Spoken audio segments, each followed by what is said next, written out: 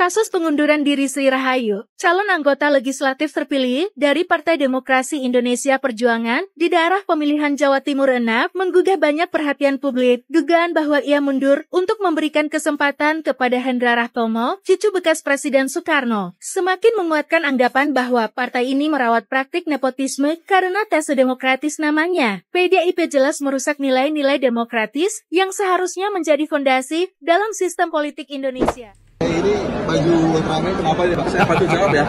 Ini adalah kampanye yang dilakukan oleh Pak Jamaludin Malik, Wakil Presiden II, untuk waktu pileg 2024 lalu. Bentuknya kita mengamankan Ultraman ini sebagai media. Jadi di banner Pak Jamaludin Malik seluruh di dapil itu tidak ada foto Pak Jamaludin Malik, fotonya Ultraman semua. 580 anggota DPR mengucapkan sumpah dan janji sebagai wakil rakyat pada Selasa pagi. Mereka sebelumnya telah ditetapkan oleh KPU sebagai anggota legislatif terpilih. Jumlah anggota DPR yang dilantik periode saat ini lebih banyak dari periode sebelumnya. Sementara hanya ada 8 partai politik yang lolos ke Senayan hasil pemilu 2024. Ada kabar panas nih dari Senayan. PDI Perjuangan resmi menetapkan Puan Maharani sebagai calon tunggal Ketua DPR RI untuk periode 2024 sampai 2029. Ya teman-teman, alias nggak ada saingan. Gimana tanggapan kalian soal ini? Keputusan ini muncul karena nggak adanya perubahan dalam UU MD 3. Berdasarkan aturan, partai dengan suara terbanyak dipilih otomatis dapat kursi pimpinan DPR. Ya, itu jelas. Dan siapa yang dapat suara terbanyak? Tentu aja PDI Perjuangan. Waktu Gibran terpilih menjadi wakil presiden dari Prabowo Subianto, kemudian pasangan ini menang di Pilpres 2024 kemarin, banyak tuduhan miring ke kubu Prabowo Gibran maupun Jokowi, ayah dari Gibran Rakabuming Raka, dan juga sekaligus presiden yang masih menjabat. Tuduhan yang paling santer, paling deras yaitu tuduhan politik dinasti. Siapa? Kubu sebelah sana kita sebut saja Refli Harun, ada Panji Pragiwaksono, ada banyak orang yang menuduh Jokowi sedang mempraktekkan politik dinasti. Tapi sekarang ada satu berita yang cukup mencengangkan. Kubu yang dulu menyerang sekarang sepertinya terbukti atau terendus melakukan politik dinasti. Jadi ada salah satu caleg dari partai PDIP terpilih yang bernama Sri Rahayu ini mundur dari jabatannya. Kemudian caleg yang menggantikan Sri Rahayu ini adalah Arteria Dahlan. Kita sama-sama tahu siapa Arteria Dahlan yang sering koar-koar dan sering kali mencak-mencak gitu ya. Sebagai anggota dewan cukup frontal orang yang satu ini. Tahu nggak? Arteria Dahlan kemudian memutuskan untuk mundur juga. Alasannya cukup unik. Kata Arteria Dahlan, dia ngasih jalan ke cucu Soekarno, Romi Soekarno, untuk bisa menduduki kursi dewan. Lah, ini dinasti banget yang ini. Hei, ngasih jalan sebuah posisi jabatan publik yang dalam hal ini adalah dewan legislator berdasarkan alasan terah atau keluarga. Hei, politik dinasti bukan sih? Saya kan tahu diri. Saya dibesarkan oleh Ibu Mega dan almarhum Pak Taufik. Dan saya di sini bukan untuk apa-apa selain ditugaskan, artinya untuk bekerja. Bu Mega itu kan manajer, dia tahu mana yang pas dan mana yang kurang pas. Ya mungkin saat ini ya ada pekerjaan-pekerjaan khusus yang memang akan di-deliver pada Mas Romi. Tapi utamanya ya saya suatu kemuliaan bagi saya untuk menjalankan apapun yang diputuskan dan menjadi kebijakan, apalagi penggantinya kan Mas Romi, bagian daripada Royal Family. Saya di sini ya sebagai petugas partai. Saya di sini bekerja untuk melayani Ibu Ketua Umum dan keluarga besarnya. Jadi bagi saya itu nggak masalah. Oke, Arteria Dahlan mengatakan perannya di sana hanya sebagai petugas partai, sebagai pelayan dari Megawati Soekarno Putri dan kepentingan-kepentingan partai. Kemudian tadi juga menjunjung tinggi atau mengkultuskan terah dari Soekarno. Ini Romi Soekarno ini adalah anak dari Rahmawati Soekarno Putri, cucu dari Presiden pertama Soekarno gitu ya, Romi Soekarno, yang kemudian karena orang-orang sebelumnya yang sudah dipilih rakyat justru mundur, jalannya terbuka lebar untuk kemudian jadi anggota legislatif.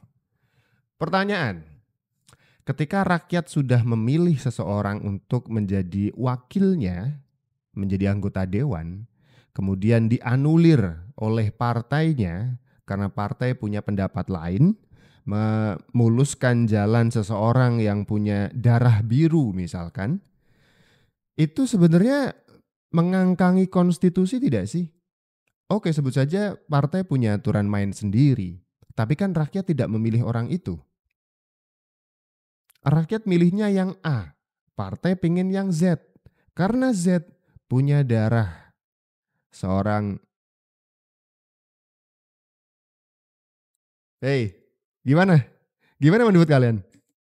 Kasus pengunduran diri Sri Rahayu, calon anggota legislatif terpilih dari Partai Demokrasi Indonesia Perjuangan di daerah pemilihan Jawa Timur 6 menggugah banyak perhatian publik. Dugaan bahwa ia mundur untuk memberikan kesempatan kepada Hendra Rahtomo, cucu bekas Presiden Soekarno, semakin menguatkan anggapan bahwa partai ini merawat praktik nepotisme karena tes demokratis namanya. PDIP jelas merusak nilai-nilai demokratis yang seharusnya menjadi fondasi dalam sistem politik Indonesia. Sebagai partai yang mengklaim berjuang untuk rakyat dengan predikat pembela wong cilik, tapi PDIP justru mempertontonkan kelicikan dalam demokrasi. Publik masih ingat Harun Masiku, kader PDIP yang terjerat suap dan korupsi terkait dengan pemilihan anggota legislatif. Meskipun sudah ada bukti yang cukup, keberadaannya hingga saat ini masih misterius, menimbulkan banyak pertanyaan mengenai komitmen PDIP dalam memberantas korupsi. Bicara soal korupsi, banyak media nasional telah merilis bahwa PDIP menjadi rumah koruptor dengan memiliki banyak kader yang terjerat korupsi. Rilis di banyak media ini bisa dilihat di data KPK. Kasus nepotisme hingga korupsi menjadi potret miris dari PDIP.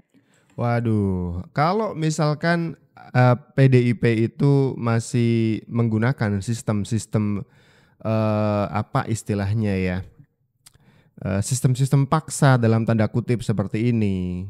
Di Jawa Tengah ada sistem komandante juga yang menyebabkan legislator atau anggota dewan terpilih itu bisa dianulir kemenangannya karena partai punya pendapat lain misalkan, ya kan. Misalkan dia selain dari KPU itu diplot di satu daerah, itu PDIP punya target lain, mereka harus menang di daerah Z sesuai dengan plan dari PDIP misalkan. Ketika mereka menang di daerah yang sudah ditetapkan oleh KPU di Dapil 1 misalkan, tapi tugas dari PDIP-nya gagal, kemenangan ini percuma. Karena tugas dari PDIP misalkan tidak dapat dilaksanakan dengan baik. Mereka bisa dianulir seperti itu. Ini praktek-praktek politik yang saya kurang paham sih. Mungkin nanti teman-teman bisa ngasih komentar di bawah. Kok rasa-rasanya gak adil gitu. Kan mereka sudah dipilih oleh rakyat. Mereka sudah melakukan perjuangan sebagaimana mestinya, menawarkan program-program ke rakyat dan seterusnya. Rakyat suka, rakyat memilih. Tapi partai berkata berbeda. Partai punya pemikiran berbeda, partai punya rencana berbeda. Mereka kemudian yang sudah mengantongi suara rakyat jadi nggak dapat apa-apa. Tapi yang kasus seperti ini, waduh, ngasih jalan ke cucu Soekarno. Hanya karena itu alasannya? Waduh, kemarin teriak-teriak politik dinasti. Mas Rominya minta, boleh nggak ditandatanganin? Boleh nggak, saya bilang. Saya ini tiketnya hanya untuk Mas Romi. Hanya untuk Mas Romi Soekarno.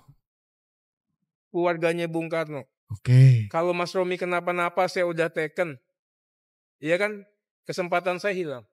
Yang satu lagi, secara psikologis kalau saya taken, Ibu Yayunya belum taken, kan dianggap saya menekan Ibu Yayu. Makanya begitu Bu Yayu taken, Saya katakan, bro, gue pegang janji gue. Bagi gue kekuasaan di DPR ini enggak seberapanya. Bagi gue suatu kemuliaan melayani keluarga besar Bung Karno. Suatu kemuliaan bisa melayani keluarga besar Soekarno. Saya paham, saya pernah belajar sejarah dikit banget di sekolahan. Saya tahu siapa Bung Karno. Bung Karno adalah Presiden Republik Indonesia yang pertama. Jasanya begitu besar, membebaskan atau memproklamirkan kemerdekaan Indonesia ini. Kita tidak mungkin bisa menghitung jasa Bung Karno. Tapi kemudian ketika ini disebut demokrasi dan pemilu sebagai proses demokrasi itu dilaksanakan, rakyat memilih, tapi oleh partai dianulir gara-gara ngasih jalan ke anak turun dari presiden pertama untuk punya keleluasaan menduduki jabatan tertentu, kami di bawah sedikit melongo. Kan gak dipilih oleh rakyat yang itu. Rakyat milih yang ini gitu. Gua mana? Gua teken. Janjian kita kemarin di Grand Hyatt kita teken. Maka Mas Romi bilang, ternyata yang dipikirin orang-orang terkait dengan terhadap pandangannya terhadap lu, orangnya keras yang apa. Gue gak melihat itu. Gue bilang iya, mudah-mudahan ya Mas Romi tahu tentang saya. Kita ini bisa diajak kompak untuk kebaikan. Mungkin orang dianggap saya gak bisa kooperatif. Ya kalau diajak yang ngaco-ngaco saya gak akan kooperatif. Gitu.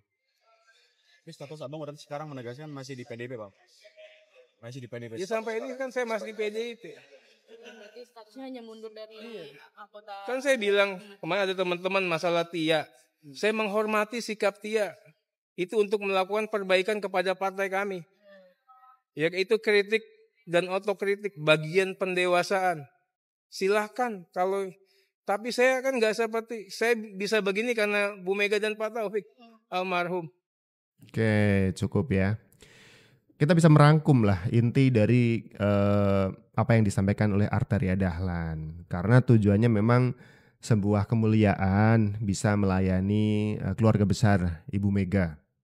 Makanya Arteria Dahlan dan juga Bu Yayu ya kan yang seharusnya terpilih oleh rakyat di Pileg kemarin gak jadi nih apa istilahnya diberi kekuasaan atau diberi mandat itu.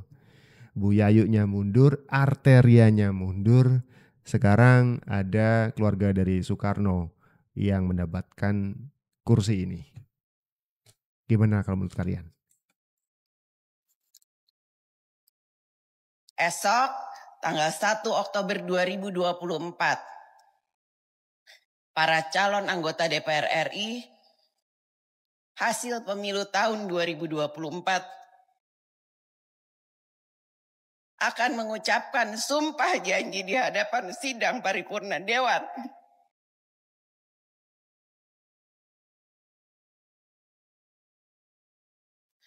Untuk memulai tugas anggota DPR RI untuk 5 tahun ke depan. Selamat bertugas kepada anggota DPR RI periode 2024-2029. Saya masih belum menangkap cerita di balik menangisnya Puan Maharani menyampaikan pidato penutupan pada rapat paripurna terakhir DPR periode 2019-2024. Karena tanggal 1 itu adalah tanggal pelantikan anggota dewan yang baru. Mengatakan bahwa tanggal 1 Oktober adalah momentum pelantikan anggota DPR yang baru, kemudian Puan menangis. Saya masih belum punya jawaban ini kenapa menangis gitu. Apa ya? Ini belum jelas. Justru saya bingung karena Puan Maharani kan posisinya bagus nih, calon anggota DPR lagi dan lagi gitu untuk kesekian kalinya. Ada kabar panas nih dari Senayan. PDI Perjuangan resmi menetapkan Puan Maharani sebagai calon tunggal Ketua DPR RI untuk periode 2024 sampai 2029. Ya teman-teman, alias nggak ada saingan. Gimana tanggapan kalian soal ini? Keputusan ini muncul karena nggak adanya perubahan dalam UU MD 3. Berdasarkan aturan, Partai dengan suara terbanyak di pileg otomatis dapat kursi pimpinan DPR. Ya, itu jelas. Dan siapa yang dapat suara terbanyak? Tentu aja PDI Perjuangan dengan lebih dari 25 juta suara. Berarti PDIP yang paling berhak. Tapi apakah pilihan ini otomatis terbaik buat kita? Di sisi lain, Said Abdullah dari DPP PDIP bilang keputusan ini udah final, nggak ada perdebatan lagi. Puan jelas satu-satunya kandidat dari PDI. Tapi di balik keputusan ini, teman-teman, ada hal yang bikin kita mikir, apakah ini langkah strategis atau hanya sekedar tradisi politik keluarga? Gini deh, di politik kita harus lihat lebih dari sekedar angka dan nama besar. Puan memang punya pengalaman, tapi apakah dia mampu membawa perubahan yang kita butuhin di DPR? Ingat teman-teman, DPR bukan sekedar soal duduk di kursi pimpinan, tapi soal gimana sih suara rakyat itu bisa benar-benar tersampaikan. Apalagi isu-isu kayak korupsi, pendidikan, dan ekonomi butuh perhatian serius. Kita butuh pemimpin yang nggak cuma simbolis, tapi juga efektif. Jadi teman-teman, apakah keputusan PDIP ini emang dengan kemajuan bangsa atau cuma sekedar bagi-bagi kursi kekuasaan? Itu pertanyaan yang harus kita semua pikirkan. Politik itu tentang masa depan kita, bukan cuma soal keluarga besar atau tradisi partai. Politik itu bukan cuma soal keluarga besar. Tadi di awal saya singgung tuh, Joko Widodo waktu itu di Pilpres, ya kan, dituduh melakukan praktek politik dinasti. Hampir setiap hari tuduhan itu dilayangkan oleh banyak orang. Ini kali ini ada yang komentar gak sih? Puan Maharani lagi nih yang jadi ketua DPR. Karena memang secara hak ketua DPR akan diisi oleh partai pemenang gitu kan di Pileg 2024. Ya PDIP sih. Dan PDIP juga punya hak menentukan siapa calon mereka. Namanya juga orang berhak kan terserah. Tapi kali ini Puan Maharani. Walaupun ini negara demokrasi, tapi kita tidak pernah punya informasi yang cukup atau cerita yang lengkap atau pengakuan yang oke, yang cukup membuat kita bilang oke gitu ya. Kenapa PDIP milih Puan lagi dan lagi? Selain karena Puan adalah anak dari Megawati. Nyambung sama Arteria Dahlan yang ngasih jalan ke cucu Soekarno untuk bisa duduk di kursi dewan. Puan Maharani jadi ketua DPR RI yang kesekian kalinya juga kayaknya ceritanya sama. Soal trah, soal dinasti, boleh dibilang begitu nggak sih? Enggak ya?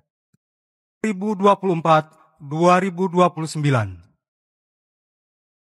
Komeng, weh dilantik nih. Para wakil kelompok Komedian agama Alfian Sumpah Syah Janji Komeng dan Ketua Mahkamah Agung Republik Indonesia disilahkan menuju meja penanda tanganan. Ini menandatangani berita acara pengucapan sumpah janji saat dilantik menjadi anggota DPD RI pada hari Selasa 1 Oktober. Para anggota DPD RI disilahkan menandatangani berita acara sumpah janji dan menuliskan nama lengkap serta menandatangani formulir yang telah disediakan di atas meja masing-masing. 2024-2029.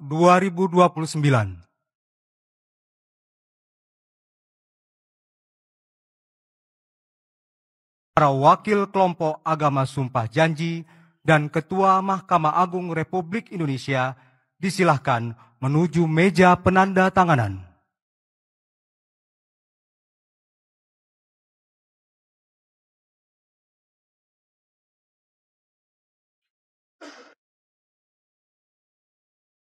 Para anggota DPD RI disilahkan menandatangani berita acara sumpah janji. Oke, jadi Komeng dilantik ya teman-teman. Gedung DPR spontan teriak uhui. Ya mungkin buat masyarakat pemilih Komeng, visi misi Komeng lebih masuk akal daripada politisi-politisi di luar sana. Gak apa-apa, hak rakyat untuk milih ya. Ya semoga DPR lebih spontan lah, lebih uhui. 580 anggota DPR mengucapkan sumpah dan janji sebagai wakil rakyat pada Selasa pagi. Mereka sebelumnya telah ditetapkan oleh KPU sebagai anggota legislatif terpilih. Jumlah anggota DPR yang dilantik periode saat ini lebih banyak dari periode sebelumnya. Sementara hanya ada 8 partai politik yang lolos ke Senayan hasil pemilu 2024. Jumlah ini lebih sedikit dari periode sebelumnya, yakni 9 parpol yang lolos ke Senayan. Dan tidak hanya dari DPR, saudara, sebanyak 152 anggota DPD baru juga dilantik pada hari ini. Undangan serta hadir kami hormati para Nah, saudara, kita akan lihat bersama-sama nih hasil perolehan kursi di DPR periode yang baru yang merupakan hasil pilihan Anda di pemilu 2024. Kita lihat bersama-sama di mana PDI Perjuangan memperoleh kursi paling banyak dengan 110 kursi. Di posisi selanjutnya ada Golkar dengan 102 kursi, lalu ada Gerindra dengan 86 kursi. Nasdem juga mendapatkan 69 kursi, PKB dan PKS masing-masing mendapatkan 68 dan 53 kursi. Di posisi ke-7 dan juga ke-8 ini diraih oleh PAN dan Demokrat yang masing-masing memperoleh 48 dan 44 kursi. Ini artinya hanya ada 8 fraksi di DPR selama 5 tahun ke depan. Oke. Ada 5 fraksi nih yang akan menjadi wakil kita, yang akan menjadi corong suara masyarakat, yang akan menjadi pengawas dari jalannya pemerintahan, mengkritik pemerintahan ketika tidak sesuai dengan kehendak rakyat.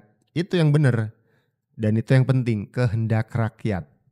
Jadi kita harus pastikan orang-orang di atas sana, di Senayan sana, di DPR sana, itu benar-benar mewakili suara rakyat. Akan sangat lucu ketika orang-orang yang duduk di DPR sana itu bukan pilihan rakyat, pilihan partai.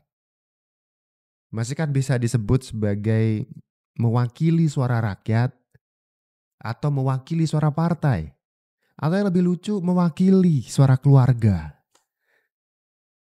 Hei, gak ngerti. Tapi ini harus lucu. Selucu ini nih anggota DPR yang harus lucu banget karena dia datang ke pelantikan dengan kostum superhero. Ini baju rame kenapa ya Pak? Saya bantu jawab ya. Ini adalah kampanye yang dilakukan oleh Pak Jamaludin Malik, Capres Jateng 2 untuk waktu pileg 2024 lalu. Bentuknya kita berkampanyekan Ultraman ini sebagai media. Jadi di banner Pak Jamaludin Malik seluruh di dapil itu tidak ada foto Pak Jamaludin Malik, fotonya Ultraman semua. Oke. Apakah nantinya nggak takut menuai kritik justru dengan seperti ini dan dalam pelantikan justru menggunakan ya, ini kan masih dalam tahap kita apa ya enggak ya ini emang kita mau menunjukkan kepada masyarakat bahwa politik itu enggak berbiaya mahal juga. Dengan bukti kita mengkampanyekan Ultraman, bukti yang terpilih juga di Gedung Dewan ini. Ini untuk dapil berapa dan Jateng 2. Jateng 2. Dari Putus Demak. Dari fraksi Golkar. Partai Golkar. Yang maju tapi untuk Bapak. Hah? Yang maju tapi untuk Bapak. Iya. Pak, sedikit dong Pak ngomong Pak, boleh Pak ya? Pak, ini kan di pertama pelantikan Pak. Tentu masyarakat berharap banyak dengan Ultraman ini Pak. Ya. Lalu apa harapannya Pak yang akan diberikan ke masyarakat ini? Berkontribusi baik pada masyarakat. Berkontribusi baik dengan masyarakat. Dengar gak? Ya. Kedengeran Pak. Kedengeran pakai komen nggak bisa.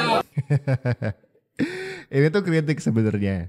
Kritik. Apakah kemudian masyarakat tidak bisa lagi berharap kepada anggota dewan sebagai wakil kita semuanya, menyampaikan suara kita, keresahan kita, rasa sakit kita pengen diurusin oleh negara ini gitu.